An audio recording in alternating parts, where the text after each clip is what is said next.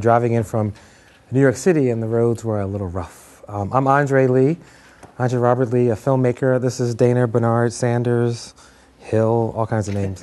Dana went to high school with me, and he came along today to sort of help out. We're waiting for a connection because I'm a Mac person, you know, and we're PC, so we're going to change that in a second. What we thought we'd do today is talk to you all about film and that kind of fun stuff, as this is a Greenfield Youth Film Festival.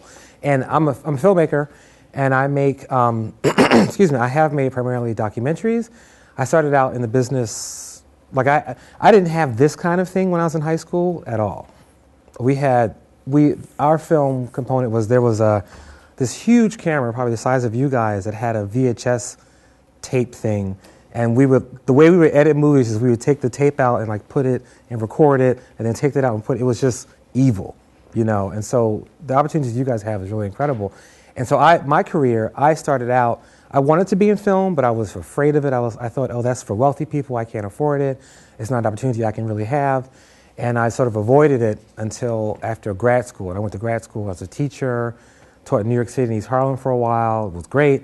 But I knew I wanted to work in film, but I was just afraid of it because I didn't know how to do it. I didn't have the ability, blah, blah, blah. So one day I had a really great job at a place called the Ford Foundation, which is a philanthropic group. And what they do is they make grants. And my job was, I was a junior program officer, program assistant, program associate, whatever the title that day was. And I had like $1 million portfolio. My job was to give away $1 million. It was so boring, but I'm sort of kidding. That was a joke. Good morning.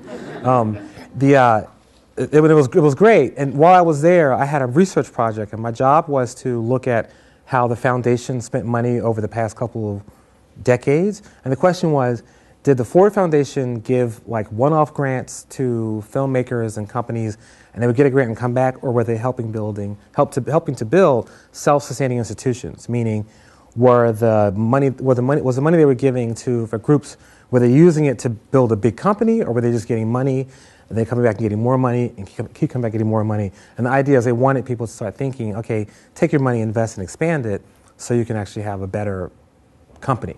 And while doing that, I did some research, and my job was to look at how we spent money for films.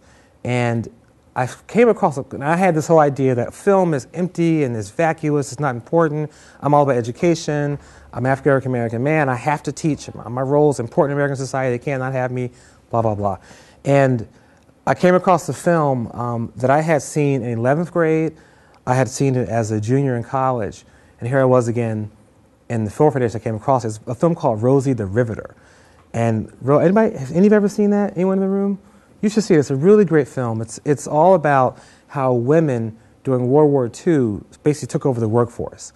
And there was a fictional character named Rosie, which was kind of classified every single woman. Because all of a sudden, all the jobs, like they were great shots of women like testing bombs, you know, and tapping on to make sure they're on. It was a lot of control. And the whole idea was women took over the workforce when men left. And it was a documentary.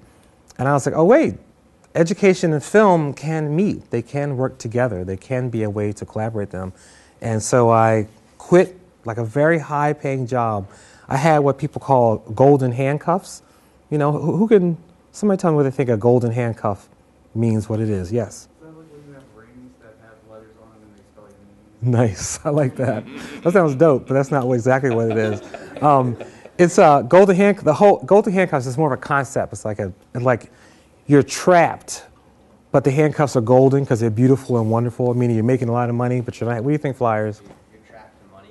Exactly. You're trapped in like a high-paying job or something, but it wasn't what I wanted to do, and so I had to break the golden handcuffs. And I literally went from a job where I had a corner office, I had an assistant, I had an intern, and I left that to go work on a Spike Lee movie. And I went from like having an assistant to like a week later be like, you want some water, Mr. Lee?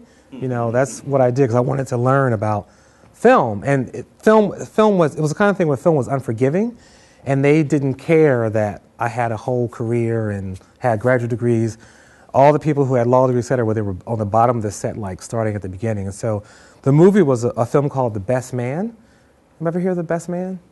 So there's a second one out now called The Best Man Holiday. That was years ago. It was Taye Diggs and Morris Chestnut and Nia Long and all these people. And it was, so here I was all of a sudden like thrown into this huge, like $10 million film project, and I didn't know what I was doing at all, but I faked it, you know.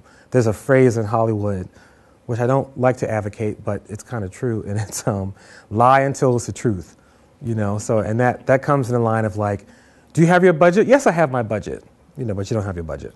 And you just keep going until you get your budget. I'm sorry I'm teaching you all to lie, but welcome to the business. I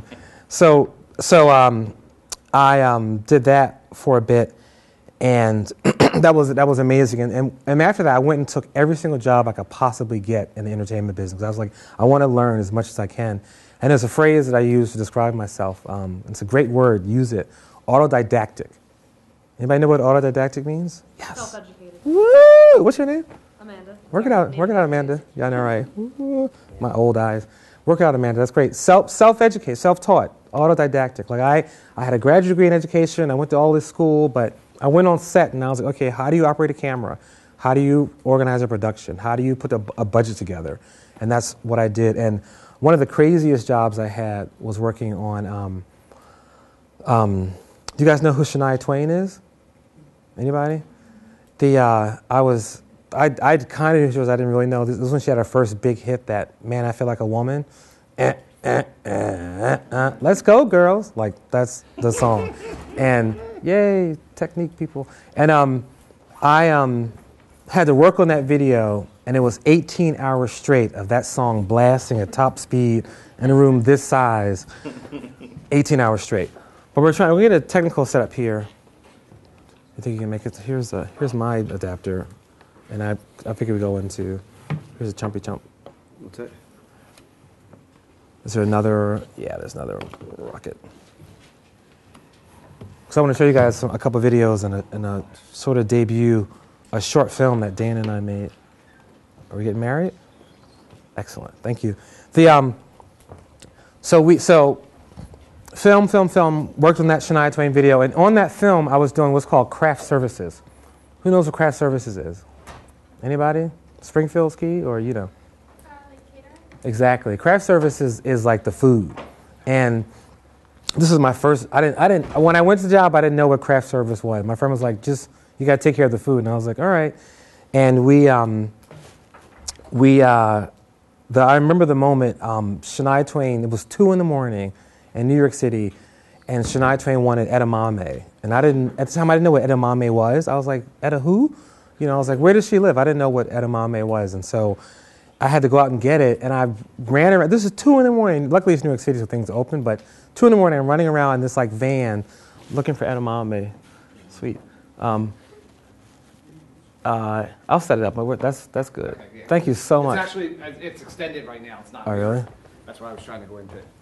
Well, this is the first thing we're going to show. All right. Well, it's up to you if you want to mirror it so that you see the same yeah. thing on both. Yeah. Should we mirror it? Yeah, Mirror would be great. It's easier for you. Oh, boy. You know how to do it. Just go on Is the it up Apple here? icon. You can click on the Apple. Apple icon. System preferences. Mirror. Displays. There we go. Perfect. Ooh. And then Device go arrangement. detected. Go arrangement. Okay, I'll let you drive. What's that? Do you feel comfortable drive? I'll let you drive.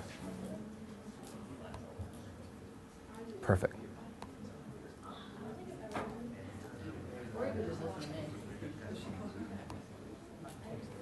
That'll work. So now you have the same thing on both.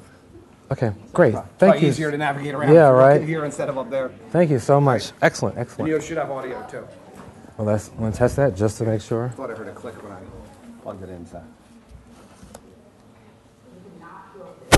Yeah, great. All right. Perfect. Thank you so much. We were back. Always be nice to tech people. They save the day. Yay, tech people. If for some reason you don't have enough level on your MacBook, it's this slide. We'll label PC out. Perfect. Right. Thank you. Sure. Yeah, the tech TA people and also secretaries, assistants, always know those people and be nice to them because they make the world happen and they can stop your world. So anyhow, what was I saying? Edamame. Edamame, thank you. Edamame. Oh, edamame. Every time when I see it, I still cringe because Shania Twain wanted edamame, and I went out and got it, and I found this healthy Whole Foods store and found like dry edamame, wasabi covered beads, and that's not what she wanted. And like literally, like I go and take it, and her assistant like grabs it and goes in the room, and like within 2 minutes, the bag comes flying out against the wall, and there's edamame beads everywhere, and I was like, oh, I guess this is what I want to do with my life. Here we go. But I tell this story because I really took every job I could possibly get. And what I tell people when it comes to the film business, and I'll use a sport analogy, and I'm not a real big sports guy, but this analogy kind of works. I think people can understand it. It's like when it comes to film, I think of it as like a basketball thing. They're called games, right? They're not called anything else. A basketball game. And when people look at entertainment film, everybody wants to be one of the 5 people, the 5 guys or the 5 women on the floor. But in order for those 5 people to get on the floor and play, that takes a whole universe of people, and there's so many different jobs in the film business. And it's really great to sit and explore and find out, because you might be a better camera person, you might be better at sound, might be better at financing and budgeting, accounting. There's so many jobs in the film business. It takes more than a village. It takes a universe to make a film happen. When you see a film on screen, somebody had to find the costumes, somebody had to get the permission to show a Coke bottle in the movie. There's so many different options. So when I talk about think about film and jobs in the film world, I often say try and go into it and try and do every job you possibly can and see which one you're the best at. And I was a producer for a while, and now I'm a director. That's the business that's the side I wanted to be on. And one more little piece of advice that a pretty great filmmaker once told me on a film set. I was a PA, production assistant, on a Woody Allen movie for like 2 weeks in New York City. And the thing he said, he's famous for saying it, but he did say it to me, he's like, Andre, the secret to making this business is to show up. Show up. That's all you got to do is just show up. Monday is horrible, come back on Tuesday. Tuesday sucks, come back on Wednesday, like, et cetera, et cetera. But, like, show up and be a part of it. So what I thought, we do is I want to show you some trailers. I'm going to show you 2 trailers for films that I made, and then we're going to look at, we're going to sort of do like a world debut of a short film that Danny and I made that'll lead to a discussion of talking about working with actors. And I'm sorry I'm late, guys. Was that? I'm sorry I'm late, but we were coming through lots of evil snow on the highway. So this first film, this was sort of my and it's also kind of cool to be here with you guys today. This film, I grew up in Philadelphia. I went to Germantown Friends School on a scholarship, and I learned a phrase early on that I kept in my head and wanted to make a project about it. And we'll watch the trailer, and then I'll talk about it really quickly. And I promise I'll give time for questions, so I'm not just talking the whole time. But I want you to see this trailer first, and then we'll discuss. English and be like, yo, what up? When I first started going to school, so they wanted to touch my hair. I definitely was the almanac for white people about black people. We're coming from a family of doctors and lawyers. We're coming from, a family that's working 3 jobs just to get food on the table. Why are we using the term Negro? When I first started doing research around the topic, Yes. and looking through the paperwork, and they were talking about placing the Negroes in these schools, and I was like, they call this that? My mother and my grandmother and I all worked in a factory. The man who owned the factory, his son was in my class. I'm Andre Robert Lee. I grew up in the ghettos of Philadelphia. People always told me I got a golden ticket. When I was 14, I got a scholarship to attend a prestigious private prep school. As soon as I set foot in the school, I started to go in a separate direction from my family. And now, 20 years later, I'm trying to figure out what it all means.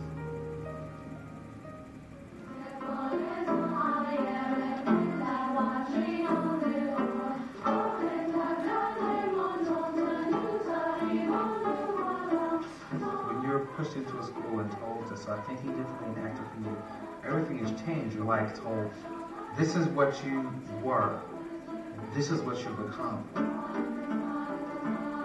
That school just took my brother away from me, and that's not my brother, that's somebody else. I mean, his talk is different, his walk is different. You're not them, you're us. When I went home, he said I was talking to white, and they said I wasn't black anymore. In this community, I'm considered real black. In another community, my neighborhood, I'm considered a white boy. I go to private school. People always try to say, you're not gangster, you went to prep school, you went to school on Park Avenue. on another level, how much harder do you think it is to come back on 142nd Street limits with a pole shove table and survive? That's gangster. What do we gain from going inside these empty towers? What did we sacrifice?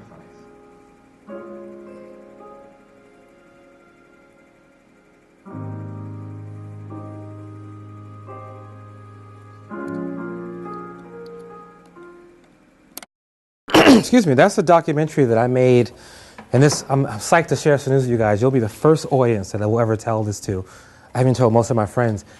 I made this film, I had this title since 9th grade, and I said, I want to make something called The Prep School Negro, and I didn't know what it would be. I didn't know if it would be a magazine. Dana can attest because Dana was there.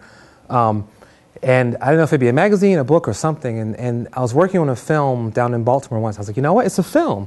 I'll make a documentary about this. And so went out and spent 3 years raising the money, and I finally got the film made about 2009. I finished it, and I've been traveling around the country with it. And when I made this film, all my friends in the business oh, that's not really a movie. Good luck with that. That title is kind of weird.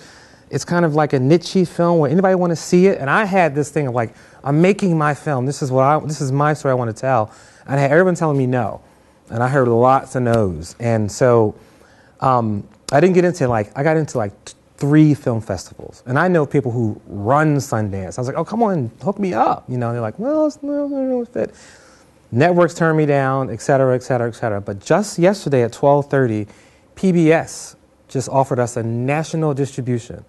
So February the 11th, this will be on television around the country. And it's quite a journey because it was so many no's. Everybody said no. And I was like, I'm saying yes, And I went out on my own where I would take a DVD to a school and say, you know what, let me show it to your kids and talk to them about it. And we show it to them and have a great conversation. And it's a real coup. And it's cool because I have 2 versions of the film. I made one version, and then some folks from Academy Awards reached out and said, hey, will you work on this to make a longer version? And I was like, yeah, is that me? It's you. I was like, yeah, I'll do it. And so we made the second version, and that's the version that's going to show on TV. So when they tell you no, find a yes. Don't listen to no. I mean, sometimes no is reasonable. Don't jump out of a building. But I was told no constantly to making this film. And I want to show you another trailer, and then I want to open up a few questions, and then we have a short film we want to show you guys too that'll help you think about working with actors. So that was the Prep School Negro. This next one, this is another world premiere. This is another documentary, and I'll let you watch. I'll let you watch it before I tell you what it's about as it converts. Oh, technology. This film is 98% complete. It's not finished yet. We made this, we followed 12 New York City high school kids around for a year looking at one particular question. And I think you'll get what the question is once you see the title. Anybody have any questions now while we wait for this to load? Anything? Any response? Thoughts? Ideas? Yes? What was the process of being able to go about and interview the students for your film? For this one or the other one? Previous documentary that you showed the film. Yeah, for that one, I started out with my friends, and I went to Germantown Friends School looking for kids there, saying, hey, can I have access? I went to a school in North Carolina, and none of those schools worked out. And then I went to Penn Charter and found some kids, Penn Charters in Philly, found some kids there. So I basically used my relationships with schools, and I just went and said, hey, I want to make this project. This is a film. And it's when you walk in the door and say, hi, I want to make a film called The Prep School Negro, people are like,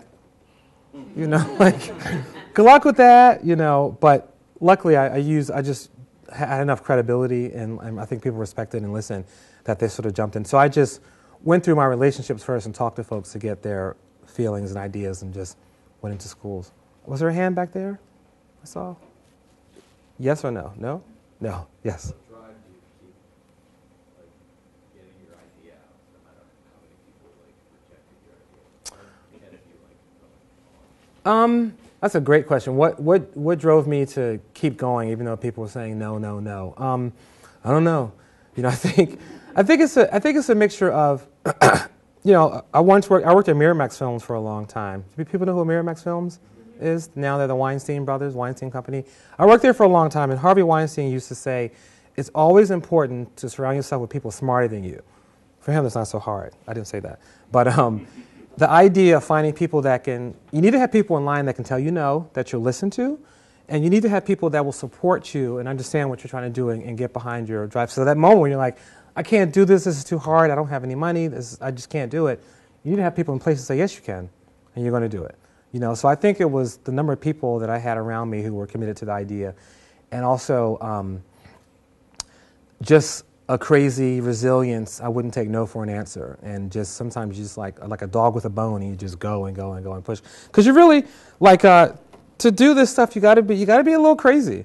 You really do. I have friends who you don't have a steady paycheck every week. You go from project to project, but it's been working. I pay my own health insurance, and sometimes it feels a little risky and scary, but I know this is what I want to do, and I'm so happy. I just sat down. This is not to knock bankers or anybody at all, but I have a good friend who went to college with me, and he's a vice president at Citibank. Has a fancy car, has a beautiful house, and we had dinner, went to see a movie on Monday and had Tuesday and had dinner, and he was talking about how miserable he was, and I was like, you got a fancy car and a big house, and you just came back from Peru and Brazil and Italy, He was like, yeah, but it's not enough, I'm not happy, and I was sitting and thinking, I was like, wow, that's quite a trade-off, and I once was like, man, stop complaining, you have a car. He was like, dude, you have a movie. And I was like, okay, yeah, I do. So I'm telling that story to say that I think what drives is I tell people, if you want to do this, don't do it. You have to need to do this. You have to need to do this to really to go and race and run with this. So let me show you this trailer, and then we'll do a few more questions about this one and get your reactions. And this really is a major world preview. And word. Diversity,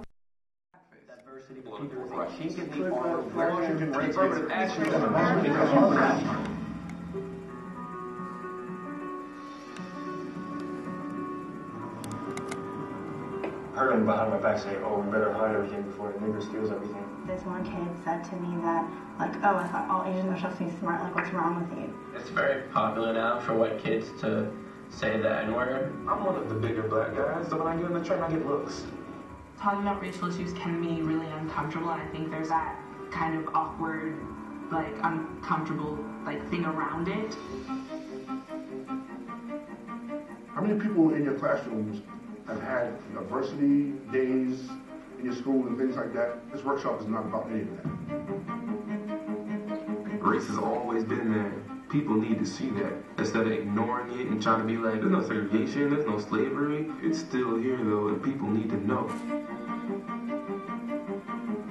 There's zero trust in my school. They don't even let people use a bathroom. Deep down, I'm like, oh, I wish I was white. Because we're black, that we're not going to make it in the world. We're at risk of failing. I have felt like there's been racism towards me, when people are yelling oh, you cracker, go back to where you came from. We're asking folks to recycle their definition of what a racist is. If everyone censors themselves, then nothing's gonna change. Maybe if we talked about as a family, I would have been more comfortable. These conversations, they get me to where I can't even talk sometimes. Have you ever seen a white guy in a hoodie get shot because they thought he was a danger? There's always a difference in the reaction between the white kid and the minorities. Why are minorities? Yeah. So are you saying that all white people are racist? Why don't you let us both grow and say something? You learn to not to mess with the white people. That's kind of how it is. I'm not a Klan person. I have no relations with anyone in the Klan. Ever! You're hurting right now, and that's how I feel too. People don't do what you're doing here, which is why we freaking have so much racism, hate, injustice. Even if you don't think that it affects you, it does undoubtedly. Don't feel bad that you're given something. Feel bad that others aren't given it. Just being in this group made me think a little differently about white people. It's like the best teamwork ever. We're gonna talk about it, we're gonna deal with it, we're gonna find something. And if we're the future, at least we know that we're not gonna let this happen for much longer.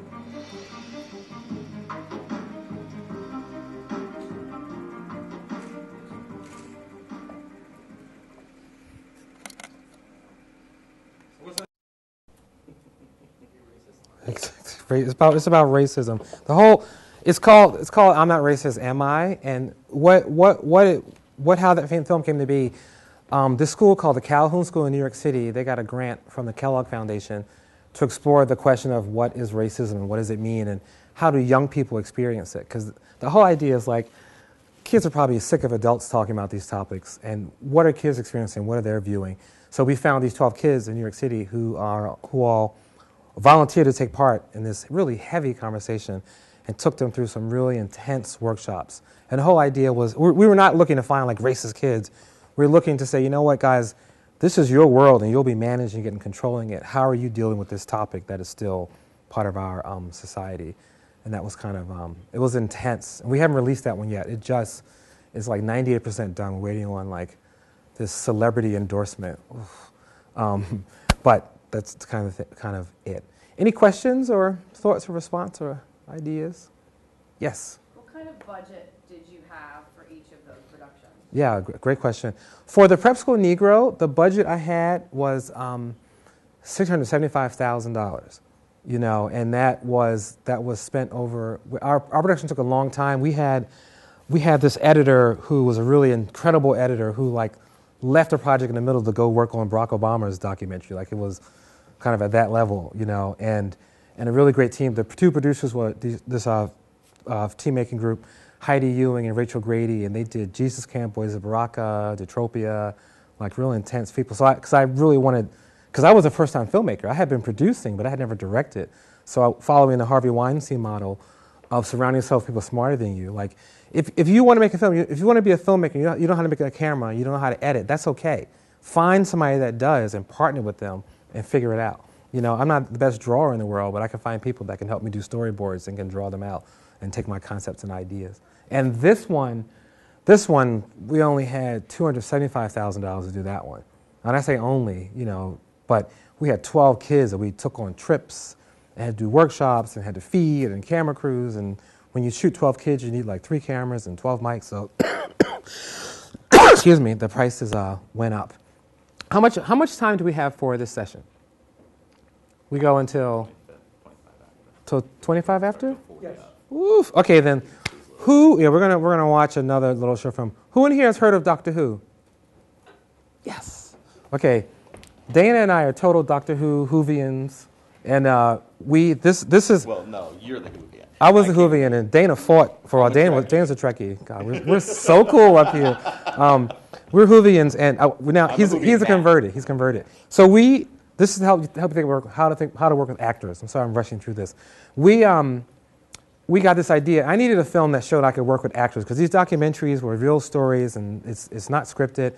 And so I found a writing partner in New York City, a buddy of mine, and we're working on this larger feature about a guy named Bayard Rustin. And Bayard Rustin, if you don't know him, find out who he was. He was incredible. He organized the entire March on Washington, wrote most of MLK's speeches, was this huge organizer in the Civil Rights Movement, but people don't know his name because of all kinds of reasons. So we're looking to do like a large level narrative, I hate to say normal, but not non-documentary type film. And I need to prove I can actually work with actors. So I got the script and put it together. And Dana and I one day were sitting watching Doctor Who saying, wouldn't it be really funny if we made a fake audition tape that showed 2 guys who were just a mess and sloppy filmmakers trying to make a fake audition tape to get on Doctor Who. And here we go.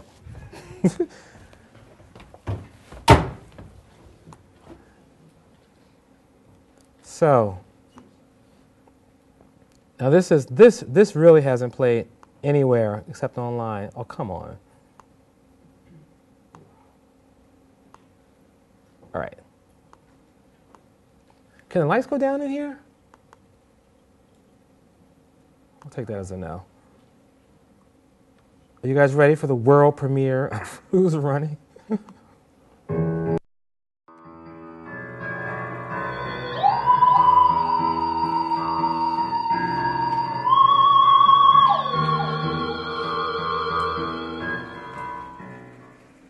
Okay, we're set. Just say when. Andre, you good? Ready, baby. Okay. Action from 3. 3, 2. Why aren't your hands up? Dude, I got this. He didn't call action. But your hands have to be up when he does.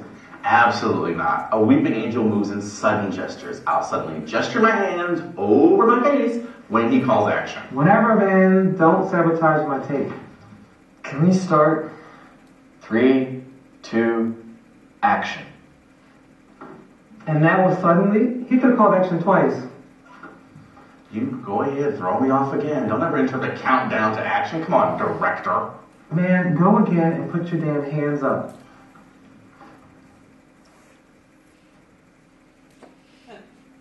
Action. No, don't. You must never face a weeping angel. A weeping angel? Dude. I'm good. That was a little shrill. Face looked good, but do a little more with the arms next time. Let's roll tape. I want to see. Oh, God, yeah, me too. All right, from 3. 3, 2. Dana, check how my hands are already up. Andre, check how you cut into the countdown again.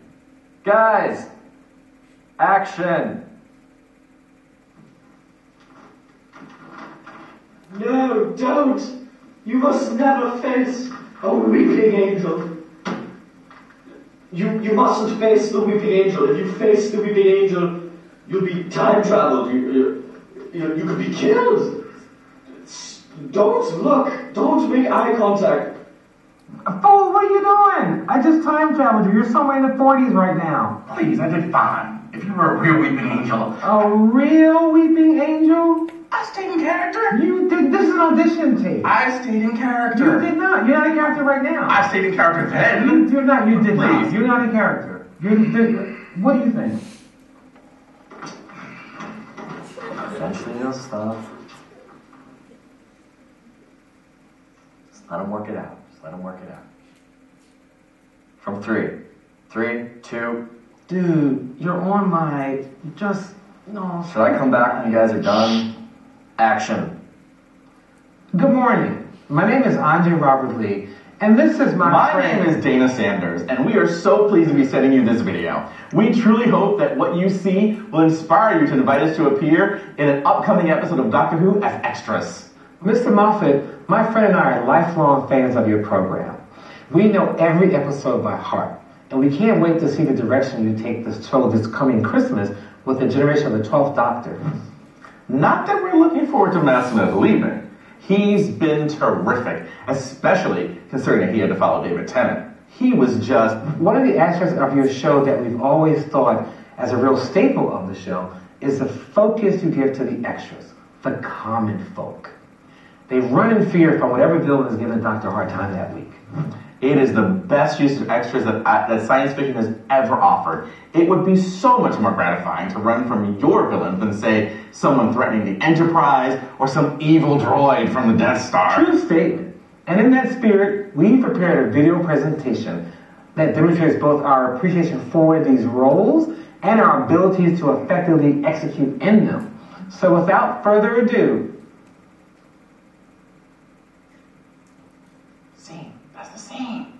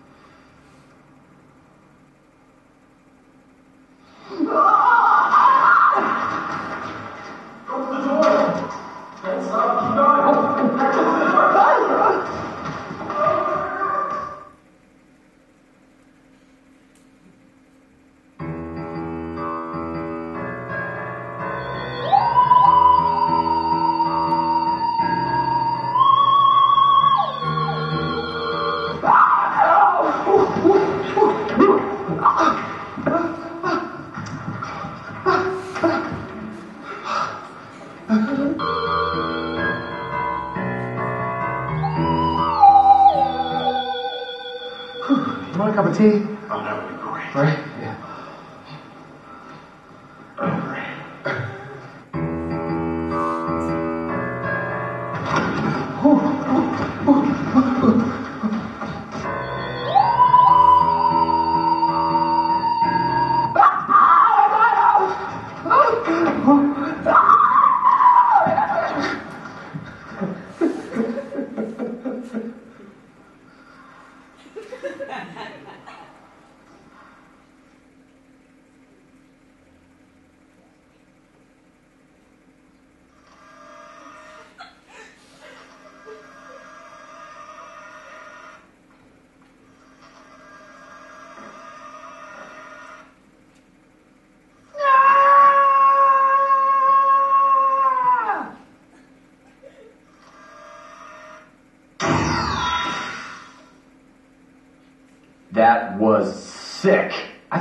the one.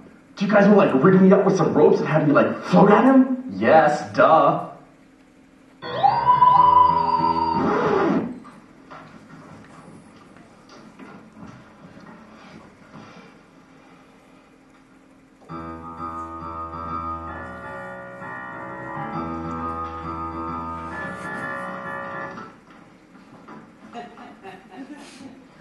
Hi again, Mrs. Moffat.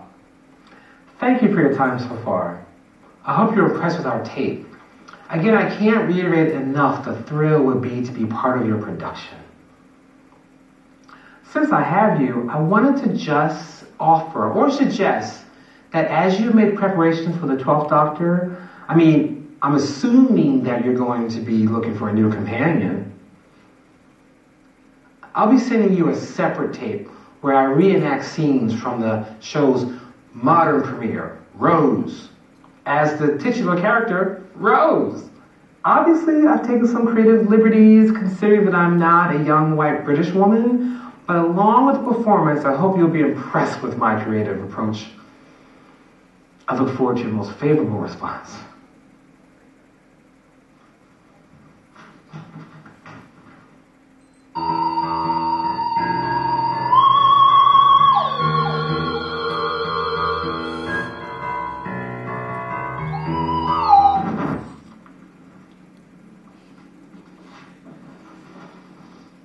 Hello again, Mr. Moffat.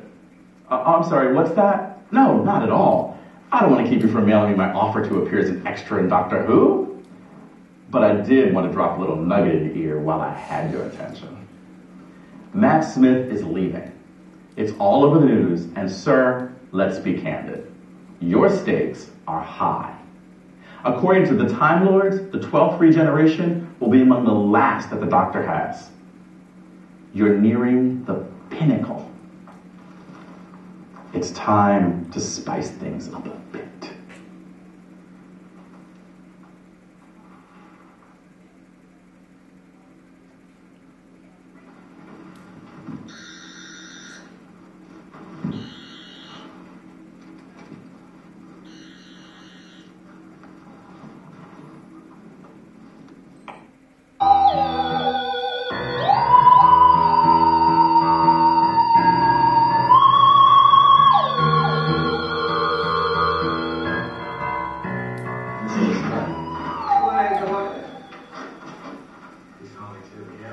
I'm filming this.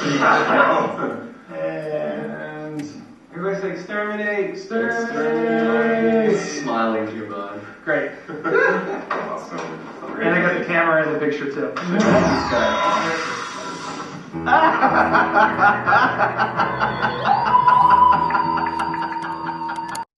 With life. So that's yes. Totally. No, I was in a TARDIS. I went away. I went to New York and back. Anyone else? Any thoughts, reactions? You hate it? You love it? Very briefly, is that I think that yes. You were talking earlier about how you know how to do certain things, and we don't do costuming. Yeah, right. Exactly. We didn't know how to write a script. I'm a writer, right. but I don't do scripts, and everybody that was up there, people who have specialties in those areas, which and each one of them, from my perspective especially, really exceeded what we thought they would do. Mm-hmm, the Dalek costume, which, by the way, genius. Don't let your actors read your scripts too closely. I will be reading mine moving forward because I got to wear all the heavy masks and the. You got to be a Dalek. I got to be a Dalek with the trash can in my head that pressed my nose so close I couldn't breathe. And you were awesome. But he did a great job with that. Like I did not see it until they put me in the costume. It was really impressive. Never reveal your costume to an actor until if it's a rough one.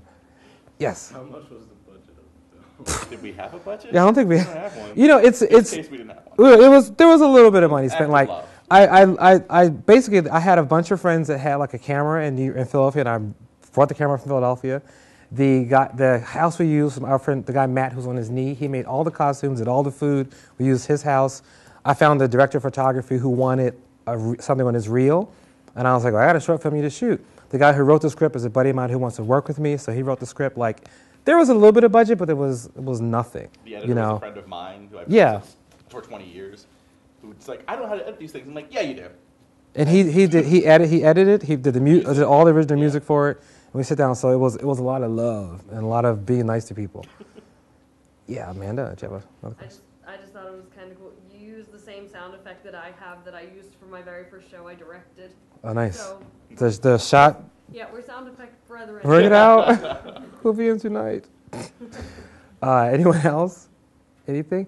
Well, the Jill asked me to show this because she wanted me to talk to you all about working with actors, and I wanted to choose this piece because Dana's a friend from high school. He's not a professional actor, you know. He's good, and I know how to work with him, and I know how to sort of coach him through. But I knew what I wanted out of the character, you know. And you just have to go. When you're making a film, it's great to have improvisational moments, but it's really good to have almost every single second mapped out that you want in a film. Documentaries are very different. When it comes to narrative type work, you want to really sit down, you want to rehearse, you want to review, you want to find the person that works for it. If you can have your writer meet the potential people, I really gave my writer, like our writer, he had never seen Doctor Who, and he didn't even know what Doctor Who was. He came to my house, we made him food, Dana and I sat with him, and I made them food. He watched Dana and I interact and watched Doctor Who, and then went home and watched like a whole season and came back with a script within 12 days. And it was creepy how accurate he was. He nailed it. And for the record, our concept was just the running. Yeah, that's all we wanted to do. All we told him. We didn't talk about anything else.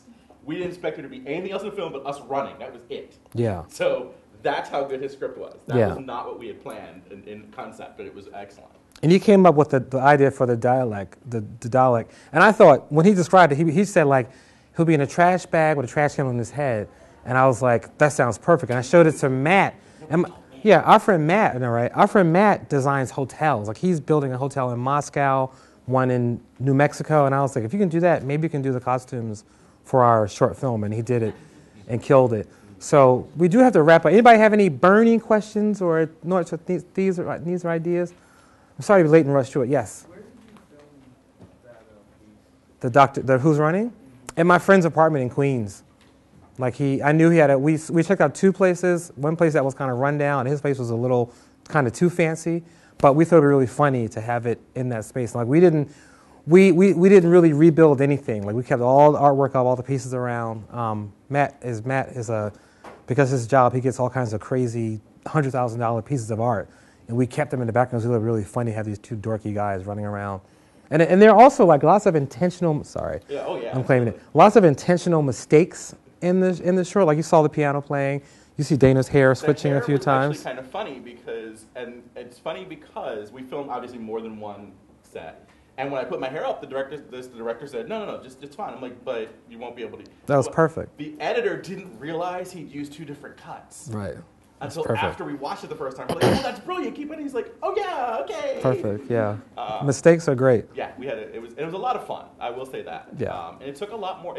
We did over basically 2 days. Yeah, 2 days. We did the voiceovers on the first day, and then we did all the visuals on the second day. And it was a lot of fun. Yeah, it was great. It was great. I will be reading my scripts more carefully next time, though. Don't share the script. All right. Well, thanks, guys. I hope this was somewhat helpful. Thanks for coming out. And I'll be around, I guess, all day. And see ya.